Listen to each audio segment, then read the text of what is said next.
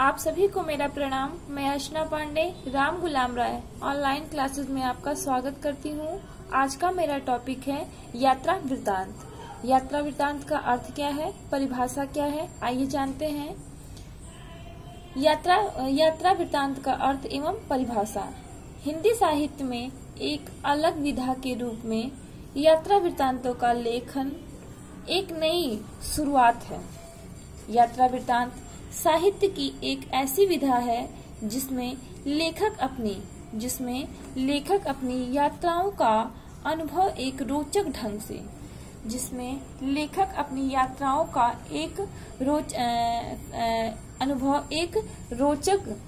से प्रस्तुत करता है। यात्रा वृत्तांत यात्री के अनुभव, सौंदर्य बोध और प्रतिक्रिया की अभिव्यक्ति है। यह पाठक को नई जानकारी तो देता ही है। यह पाठक को साथ ही साथ लेखक के नए अनुभव उसे रोमांचित भी करते हैं। इसके अंतर्गत यात्रा वृत्तांत लिखने वाले लेखक को वहाँ के नगर, मोहल्लों, रीति रिवाजों, धार्मिक प्रवृत्तियों एवं उनकी ऐतिहासिकता का वर्णन पूरी दक्षता से करना होता है। अब आइए देखते हैं यात्रा वृत्तांत को निम्नलिखित रूप में परिभाषित किया जाता है। कैसे? महादेवी वर्मा के अनुसार, संगीत थम जाने पर गायक जैसे भैरव के वाद्य और एवं अपने गीत के संगीत पर विचार करने लगता है, वैसे ही यात्री अपनी यात्रा के संस्मरण दोहराता है। स्मृति के प्रकाश में अतीतकालीन यात्रा को सजीव कर देने का तत्व इस वर्णन को साहित्य का स्वरूप प्रदान करता है। पर्यटक के साथ पाठक भी अतीत में जी उठता है। ये महादेवी वर्मा के अनुसार था।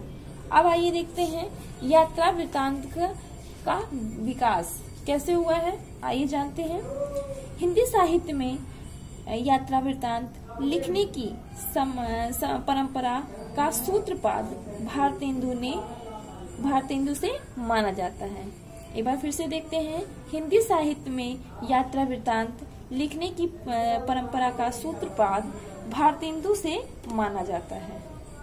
भारतेंदु ने सरयू पार की यात्रा, मेहदावल की यात्रा, लखनऊ की यात्रा आदि शीर्षकों से इस वृत्तांतों का बड़ा रोचक एवं सजीव वर्णन किया है। इसी प्रकार वल्लभाचार्य बालकृष्ण भट्ट ने हिंदी प्रदीप में कतिकी, नहान तथा गया यात्रा का वर्णन किया है। यात्रा साहित्य की दुनिया में सबसे प्रसिद्ध नाम महापंडित की उपाधि से प्रसिद्ध राहुल संस्कृत्यायन का है। इन्होंने देश विदेश की सीमा पर पार कर अनेक महत्वपूर्ण साहित्य रचना द्वारा यात्रा वृत्तांत विधा को महिमा मंडित किया। यात्रा वृत्तांत लेखकों में कौन कौन है? अज्ञेय, निर्मल वर्मा, यशपाल, मंगलेश डबराल आदि का उल्लेखनीय स्थान है। ये थे यात्रा वृत्तांत विधा का विकास। अब आइए जानते हैं यात्रा वृत्तांत शिक्षण का उद्देश्य। यात्रा वृत्तांत शिक्षण के उद्देश्य क्या क्या हैं, इसके बारे में जानते हैं। यात्रा वृत्तांत शिक्षण के निम्नलिखित उद्देश्य हैं, जैसे छात्रों में यात्रा के प्रति रुचि उत्पन्न करना, उन्हें प्रेरित करना। उनको प्रेरित करके अनेक प्रकार की जानकारियां प्राप्त होती हैं। उनको शिक्षक बताता है यात्रा के बारे में, उनका वर्णन करने के लिए कहता है। दूसरा है खोजी प्रवृत्ति का विकास है कि यात्रा के दौरान जो भी छात्र देखता है, जानता है, उसको देखता है, देखने में जिज्ञासु होता है और खोजी प्रवृत्ति का विकास होता है, उसका उद्देश्य होता है। तीसरा है धैर्य, साहस आदि गुणों का विकास करना। ये बहुत जरूरी है। किसी भी यात्रा वृत्तांत के अंतर्गत धैर्य होना चाहिए, साहस होना चाहिए, आदि गुणों का विकास इसके अंतर्गत आता है। अगला है देश विदेश के प्रसिद्ध यात्रियों के ऐतिहासिक महत्व से परिचित कराना। यानी देश विदेश में भी जो भी प्रसिद्ध यात्रियों के ऐतिहासिक, जैसे कि ताजमहल और ये सब क्या है, ये प्रसिद्ध ऐतिहासिक महत्व से परिचित कराना होता है। पाठ के माध्यम से विभिन्न यात्रा प्रसंगों का परिचय देना। पाठ के माध्यम से विभिन्न यात्रा प्रसंगों का परिचय। मान लीजिए एक पाठ पढ़ा रहे हैं, उसके अंतर्गत जो भी उससे है उससे तुलना करते हुए दूसरे पाठ की, दूसरे यात्रा की उसका परिचय देना होता है। अगला है यात्रा वृत्तांत की विधागत शैली। यात्रा वृत्तांत की विधागत शैली तथा विशेषज्ञों से सामान्य परिचय कराना। यात्रा वृत्तांत की विधागत शैली तथा विशेषताओं से सामान्य परिचय कराना, मतलब उसके बारे में जानकारी देना। प्रस्तावना जो भूमिका होता है, उसको भूमिकाबद्ध करके उसके सामान्य जानकारी देना होता है। ये हो गया यात्रा वृत्तांत शिक्षण के उद्देश्य। अब आइए देखते हैं यात्रा वृत्तांत के शिक्षण सोपान। इसके अंतर्गत 7 पॉइंट्स हैं, जैसे कि पहला है सामान्य प्रारंभिक बातें। दूसरा सामान्य उद्देश्य। तीसरा है विशिष्ट उद्देश्य है। चौथा है प्रस्तुतिकरण। पांचवा आदर्श वाचन। एक बार फिर से बोलते हैं, पांचवा आदर्श वाचन। छठवां पुनरावृत्ति प्रश्न और सातवां गृह कार्य। अब आइए प्रत्येक के बारे में चर्चा करते हैं। जैसे पहला है सामान्य प्रारंभिक बातें क्या है? इसके अंतर्गत विद्यालय का नाम, विद्यालय एवं शिक्षक का नाम, विषय, उपविषय।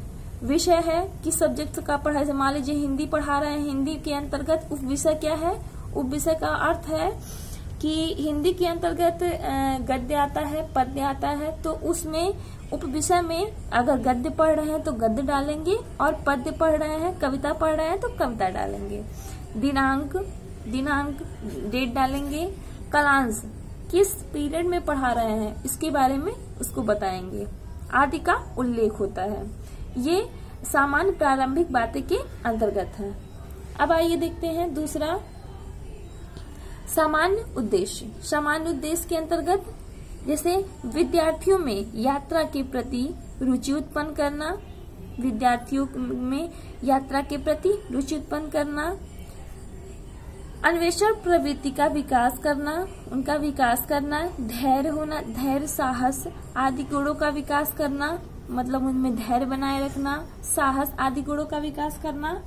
पाठ के माध्यम से यात्रा के विभिन्न प्रसंगों का परिचय कराना। पाठ के माध्यम से यात्रा के विविध प्रश्नों का परिचय कराना होता है।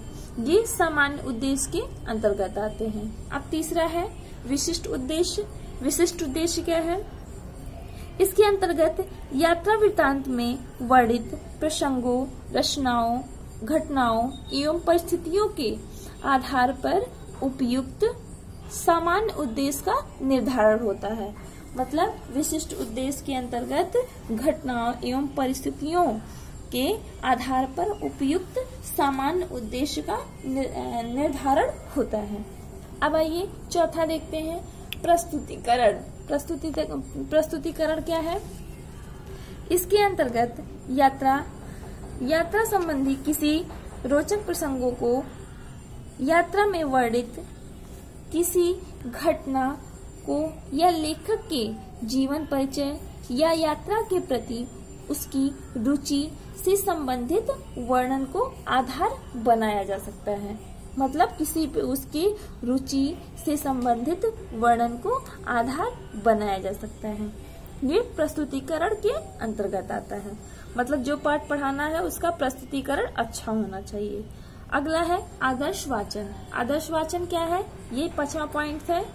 इसके अंतर्गत शिक्षक पहले स्वयं पाठ का आदर्श वाचन करे।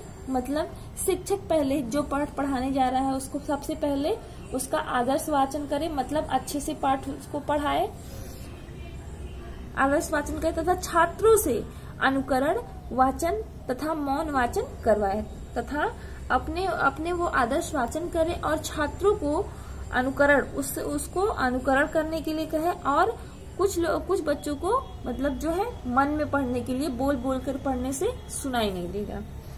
ये है आदर्श वाचन के अंतर्गत आता है। अब 6वां है पुनरावृत्ति प्रश्न। पुनरावृत्ति प्रश्न के अंतर्गत शिक्षक छात्रों से पढ़ाए गए पाठ के